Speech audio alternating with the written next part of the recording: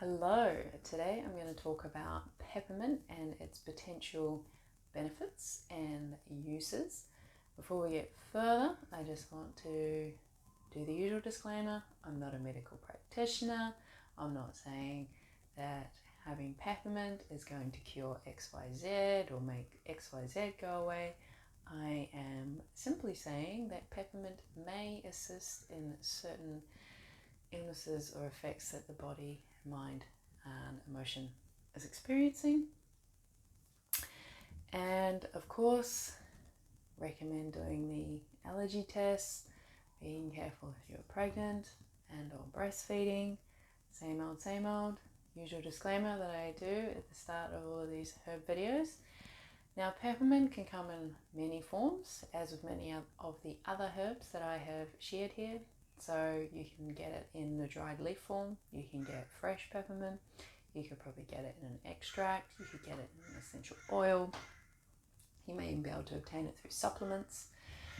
And of course, depending on the form that it comes in will depend on the potency of the herb and the qualities that the herb has. And so of course, if you are obtaining it in a very dense or concentrated, should I say, form, then being more careful with the dosage is obviously advised. So there's so many different types of peppermint. It's not just like there's one strain of peppermint plant to be found on this earthly plane at this moment in time. Now, many people have discussed that or shared that peppermint potentially comes from places or areas on the planet such as North Africa and the Mediterranean. You can find it's written about quite often in ancient Greece, ancient Roman times, places, spaces, and also the ancient Egyptians. Now, those aren't the only groups of peoples that have written about peppermint. However, considering our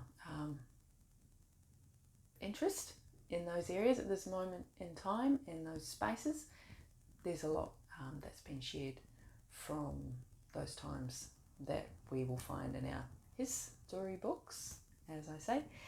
Right, let's just jump right into the potential benefits that peppermint has and also ways it may assist oneself. So from my own research, I can see that it can be quite good with things like gas, experiencing a lot of gassiness within the digestive system.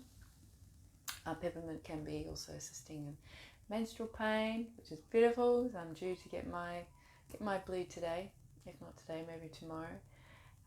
It can also assist with things like diarrhea, nausea, depression-related anxiety, and my pondering on that is probably because the gut and the mind have a lot to do with each other. So if your gut's not digesting very well, then you're more prone to having very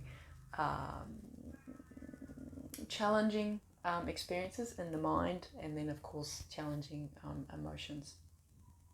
You're more prone to challenging emotions being experienced as well.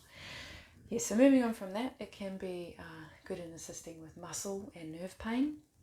Some people use it for the common cold.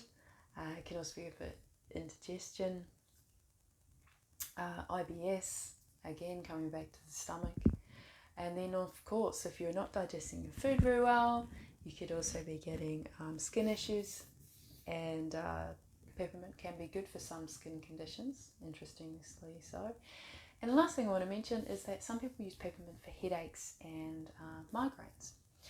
Now, if there's any other uses or benefits of peppermint, you're more than welcome to leave them in the comment section down below if you're watching this on YouTube. I'm sure there are also many folklore stories probably about peppermint and the spirit of peppermint, and that is not something that I didn't get into in this vlog, so my apologies. However, you're welcome to share some of those stories as well in the comment section down below, and I will see you in the next vlog.